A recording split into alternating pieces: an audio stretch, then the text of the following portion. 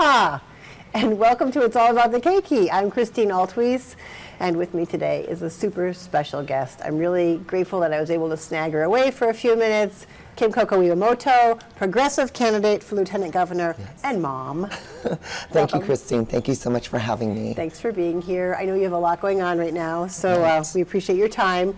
So tell me, what is top of your mind? What are things that we want to talk about today that are really important to you? Well, I want to start by thanking the young people, the students, for their leadership yesterday, for taking a stand for their own safety regarding, fighting or supporting a ban on assault weapons. I think that's really important. And it's not, I was with some students yesterday at the Capitol, but it's not just about what's going on here in Hawaii. It's about what's happening across the nation. And it's so wonderful to see young people claiming that mantle of leadership that they rightly deserve when they take bold, courageous stances like the one they're taking right now. And you're speaking from a place of having worked with youth for most of your life. I know back when you were in New York, you were working with youth, and since moving here, it's pretty much been your constant passion. So you've seen a real change in the time that you've been working with youth as a leader. Yeah, no, I think it's real, it's social media, and I think the media's been picking up, the legacy media has been picking up on the fact that social media has been such an instrumental tool with mobilizing young leadership or youth leaderships or students. So I think that really helps with mobilizing, and I'm hoping that translates to voter engagement as well. If you feel that your voice is going to be heard within the community, whether it's by the media or teachers, other adults, I think you start expecting that politicians will also start listening to you. And when they don't, you should be upset and you should demand to be heard. And I'm hoping that's what we're cultivating, or that's what young people are cultivating within themselves, that they're establishing that level of expectation that truthfully every American should have. Every voter, every participant in our democracy should expect that kind of responsiveness. That's really great. I know watching yesterday, we're talking about the ban on assault rifles and the walkout movement. I saw a couple of clips that really moved me. One was where there was a single child standing on a playground at a school where no one else came out. And I actually saw that in 2 different schools across the country where a single child had come forward. And that was so profound. I have goosebumps just thinking about it. And then one was, the sea of kids at some school where there were literally thousands of kids. So yes, I think letting the kids know that they matter and that their voices matter. It's a great time to be a kid and to be, starting, because developmentally kids start to feel ideological at this point, right? Like when you're in your teen years, you start to figure out who you are and what matters and how do you make a difference. And, so it is a great time for kids to start being aware of their political importance. Yeah, absolutely. Right? And I think, it's a form of coming of age, so to speak, for their, and the whole concept of, the concept of staying woke, right? So now that they're awakened, how do they maintain that without getting burnt out? And how do they hone it, refine that quality without losing the passion, without losing that sense of righteousness? I think that's important. Because that's what happens as we get older, we often become complacent, right? So what you're saying is harness that youthful energy, but then keep it going. Yeah, I know that it's inspiring people who have gotten burnt out. I mean, I don't know if I'm cynical, but I know that I was inspired by these young leaders. And so just know that other people are watching and you're actually being an amazing role model for older burnt out activists. Right, because it has been a few years since you started your career, but now you've gathered some wisdom along the way and you're ready to keep going. Yes, and so I'm actually having a resurgence of my frustration as well. I started off my career as an activist. I experienced discrimination in the workplace for being trans, and that woke me up to this concept of social injustice and the economic impact that discrimination like that has on somebody. The inability to pay your rent, put food on your table. that kind of hardship with their day-to-day living, and then the impact that could have on the family members who rely on you. So I realized at a relatively early at the age of 23 that the laws needed to be changed, and that we needed to make sure that everyone could work with dignity, that everyone, that hard work will be rewarded, and a strong work ethic will be rewarded, and regardless of your race, your religion, your sexual orientation, or your gender identity, that everyone deserves to work with dignity. And that's where I started becoming an activist, a community organizer. We were actually marching in the streets in New York City, in DC, and even Nebraska to fight.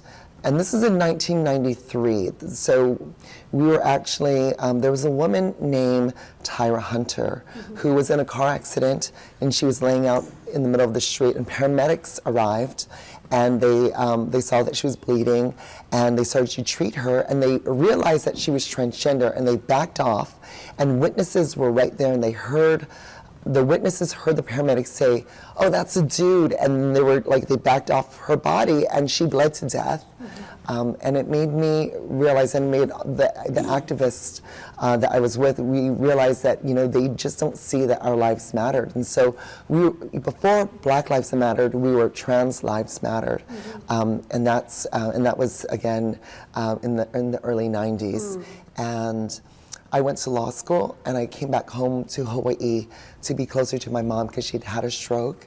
And so I was able to work with local activists and community organizers and our allies to expand the civil rights laws in housing, public accommodations, and employment to make sure our laws reflected the true diversity of Hawaii's people. So you went to law school because you really knew that in order to do what you wanted to do, to really help people, you needed that law degree to make change, to make the kind of change that was lasting and permanent. Well, I knew that the law could be used to hurt and oppress and marginalize people, and I knew that the law could also be used to uplift a community. And my mother was 5 years old when she was imprisoned for being Japanese American in California. She and her 8 siblings and her parents were all put in internment camps. And that really happened because people didn't speak out against it. So when, Trump was trying to create this Muslim ban, or when we see, people in government trying to target specific people, I want to be the first ones out there on the streets. So my daughter and I, actually, we did protests at the airport when the Muslim ban was trying to be enforced. And I think it requires us, all of us, to really reflect and think about, is this government acting correctly in our name, right? We have a representative democracy of, for, and by the people. And that requires us to stay engaged and to say, is my government truly speaking on my behalf, acting in my interest? And to call them out when they're not doing that. Right, and there's so much going on now. I mean, I think about in 1993, as you mentioned, when you were advocating for transgender rights and equality, I know there was a lot of work done. Flash forward however many years to 2008, and 2 years ago with Caitlyn Jenner, Caitlyn Jenner,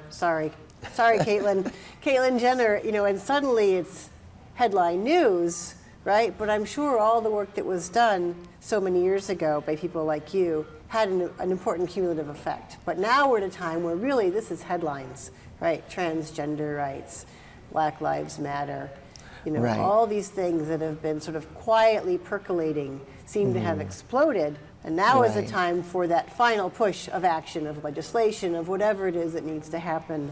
Yes, and I think one of the powers that we're seeing is that we are building coalitions, right? So, I stand in solidarity with Muslims who are being, discriminated against. I will stand in solidarity with the homeless population who's being swept up by our government just for being poor, who are passing laws to imprison them because they're poor. I'll stand in solidarity with people who cannot afford bail. That's why they're being locked up. So there are people being, arrested and held in prisons and held for long periods of time just because they don't have anything to put up for collateral, to put up bail money, to go out back into the community and, go back to their jobs and put food on their table for their kids. OCCC, you hear about our prisons being overcrowded, and that's only because 40 to 70% of the population in OCCC at any given period of time are people who've not even been adjudicated of a crime.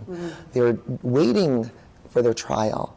So the concept that we're, innocent until proven guilty, that's only if you're wealthy enough to pay the bail money to stay out of prison. Otherwise, you're treated as if you are guilty and you're imprisoned. So whatever job that person had when they were picked up for this alleged crime, they've now lost that, and it's going to be much harder for them to get a job and to sustain a job. Meanwhile, their children, and maybe their elderly parents, their family members who rely on them, now there's greater hardship put on them as well. I heard this for the first time recently, and I had no idea that this is how things work. And I was horrified to hear that it's actually a holding cell, but it does permanently damage lives. Absolutely. If you're being held, like you said, and you lose jobs or you lose, sometimes child custody issues might come up as a result of that. Right. So there's a trickle-down effect in families. Right. And imagine if you are two-person household, like two adults in your household and let's say two kids, and you're relying on both of your incomes to pay your rent. Right. So when we look at the homelessness crisis that we're experiencing, it's the worst. We're the worst rates in the whole nation. That's really, it's devastating, obviously for their lives, but it's devastating for me as to know that our neighbors and our family members are in that situation. When you think about the sheer numbers of homeless in Hawaii right now, and imagine if there was a tsunami, right, that came through Hawaii, or a hurricane that came through Hawaii and destroyed so many homes, and it left the same number of homeless, if it left these certain numbers of people homeless all at once, what kind of a different response we'd have. But because it's been gradual, and those numbers have slowly crept up on us, it feels like we're responding to it so differently. But think about it through a natural disaster, what we would do. What kind of eminent domain, what kind of government intervention would we have? Would we say, you know what, for right now, people, we cannot afford to do short-term rentals, transient accommodation rentals like on Airbnb or VRBO. Would the government step in and say, okay, time out on all of these Airbnbs. We need to house these homeless families first. And we have the funding to pay for it, but we got to make sure the units are available. I heard from one of a state official that on the North Shore alone, there were 4,100 individual dwellings on the North Shore of Oahu that once upon a time were used by families who couldn't afford the rents in the urban core of Honolulu. So they would rent someplace on the North Shore and then commute in. Today, there are 4,100 units on Airbnb, VRBO, on all of these short-term vacation rental sites. Oh, interesting. So that's how drastic it's been, that all of these long-term rentals that local families would live in, they're no longer part of the marketplace. Right. And the shortage of long-term rentals because of the economic theory of supply and demand, now all the rents go up because there's such a short supply of long-term rentals. Yeah. Rents go up, people are living paycheck to paycheck. Once again, in Hawaii, we have the highest rate of families living paycheck to paycheck. Which is so scary because your car breaks down, you have to repair it to get to work, and there you go. And this is how the homeless crisis is created That's often, it. right? You're one paycheck away from crisis, and as a human being, you're always, it's always Yeah. right there. Illness, a broken Yes. car, somebody gets into an accident, someone loses their job. Yes, and it's one thing if it happens to one person in a community or in a family, but when everyone in your family is living paycheck to paycheck, you don't have that automatic support to fall. That safety net is no longer there. I mean, that's how bad this problem is. That families can't even be there for each other in the way that they might have been. So we really need to look at what government can do or what government should be doing if this were truly, I mean, they're calling it a homeless crisis, but if they really truly saw it as a crisis, would we be doing more? What I hear you saying is that there's a sort of a value given to human life, that certain human lives are valued above others maybe, and if the population of homeless were a different type of demographic maybe, That's right. might be responded to differently. No, so we have to really look at, so if our government in action, is it based on racism? Is it based on basically, a form of discrimination against people with disabilities? Because I would argue that somebody who's been struggling with drug addiction, that may have stemmed from childhood trauma. I mean, we don't know. I mean, there's potentially layers of disability. And then oftentimes when you think about substance abuse, not as a form of a slippery slope of recreation, but a lot of people are using substances as a form of, they're self-medicating for other issues.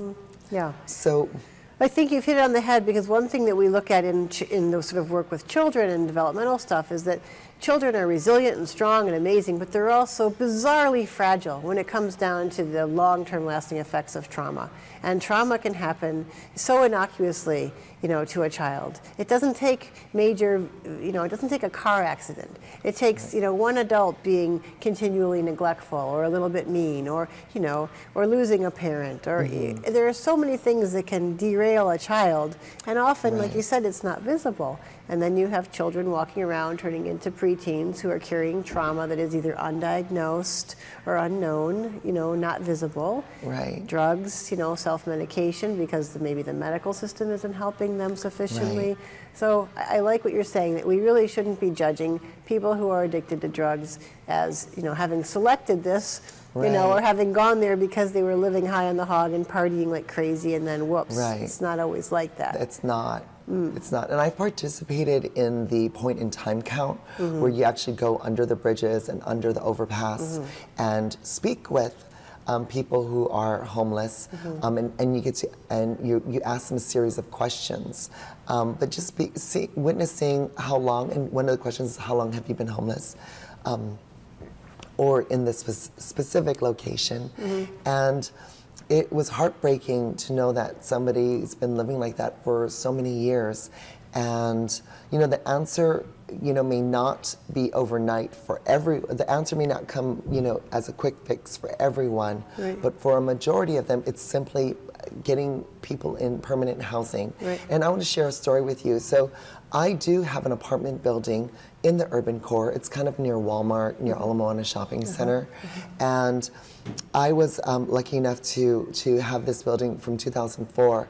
I fixed it up, and within a year, it was at a time the real estate market was going up, a realtor approached me and said, hey, I have a investor who wants to offer you double the amount for this building. I'm like, wow, it's been a year. I can't believe it.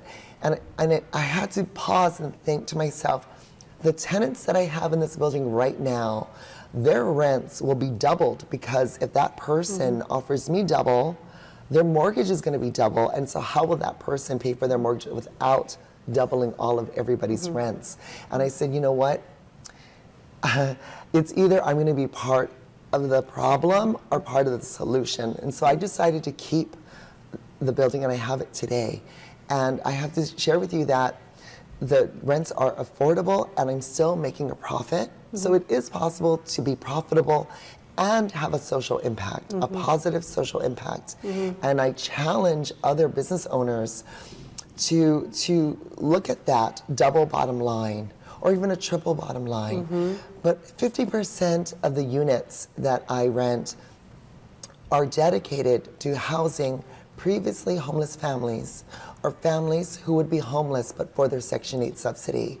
And one family in particular, I think is my first family that I took in through the Rent to Work program.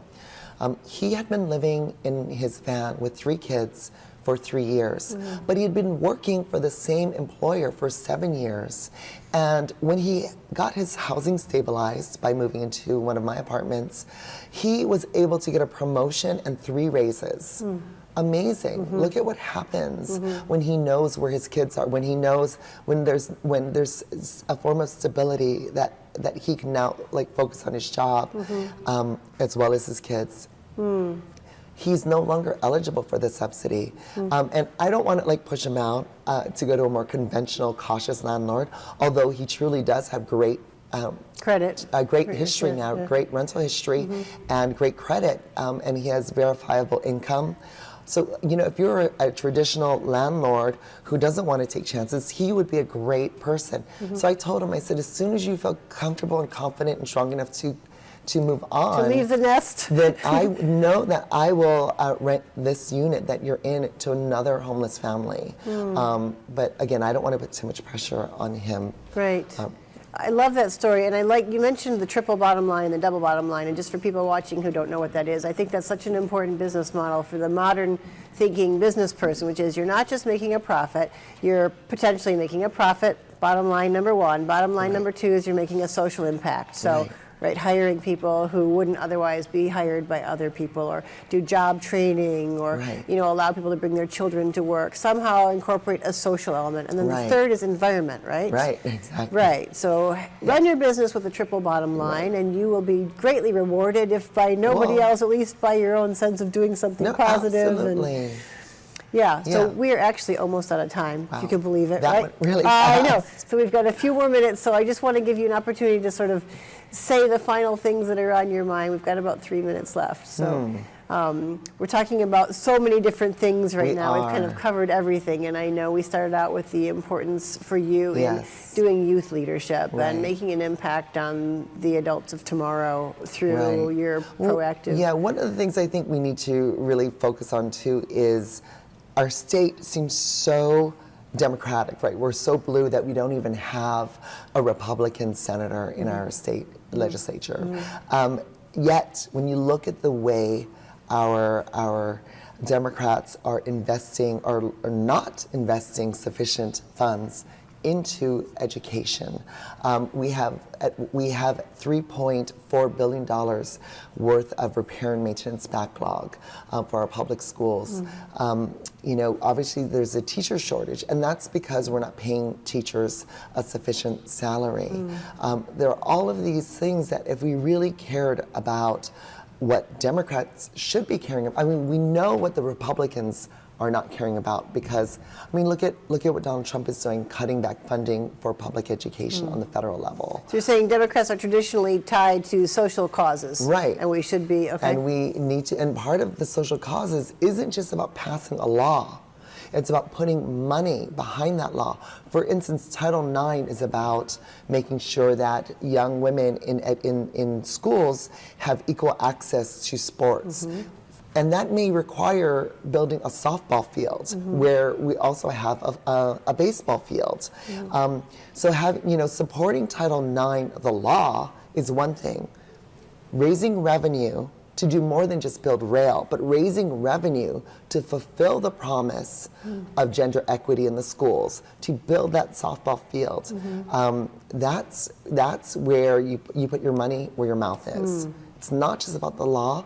It's about funding the enforcement of the laws. And how do we get there? By electing the right people. By electing people who will hold their colleagues accountable, to say we are Democrats. We believe that all of these things matter. We believe in supporting the party platform, which is progressive, and I think that we need to make sure then that we are willing to raise revenue for these progressive social causes that are just, like education, solutions for homelessness, affordable housing, protecting our environment. Oh my gosh, we only inspect 2 out of every 100 containers that come into Hawaii, and that's a problem. Someone said recently to me, we're talking about suntan lotion, or what do you call it, sunblock, Right. the Reef, and how it would be Yes. so simple maybe to say there's a ban on the Reef killing sunblocks. Right, and Like, that's, I think you're referring to oxybenzone, which is in certain sunscreens. Right. So yes, to ban the sale of oxybenzone in Hawaii is a very easy solution to saving our reef, right? Which a healthy reef sustains fish, and we eat a lot of seafood here. And I think it's not just about eating the fish, but about having a diversified ecosystem. in a healthy ocean. And a healthy ocean, absolutely. Right. But yeah, so that bill, there was actually no opposition except from the chemical companies who make oxybenzone. So why would our legislators let that bill die in past sessions? Like, it doesn't even make sense. If the people are coming forward and they're getting hundreds, if not thousands, of testimony saying, please save our reef, why would they let that bill die? Hopefully this session things will be different. But yeah, it does make you wonder, because truthfully, Donald Trump, on the federal level, with what he's been rolling back EPA Regulations, protections, right. he would say, no, let's keep oxybenzone in our sunscreen. Let's keep the sale of oxybenzone in our sunscreen in Hawaii. That's what Donald Trump would say, and that's what we've been saying every time we kill that bill. So the do nothing is what you're advocating against. You're saying it's okay to have your ideals and be a Democrat, Right. but if you're going to be a good Democrat, you have to get out Yes. there and be an active Democrat. Yes, and so yes, that's right. Okay. We have to wrap up because Okay. you had so much to share with us that was so interesting, and we just, like, the time flew by. So thank you for coming. Thank you so much for having me. And this has been It's All About the Keiki. And I'm Kristine Altwies. Special guest today was Coco Iwamoto, progressive candidate for Lieutenant Governor. Thank you much for watching. Thanks to our director, Patrick Taylor, and to Olelo Television Media. Aloha.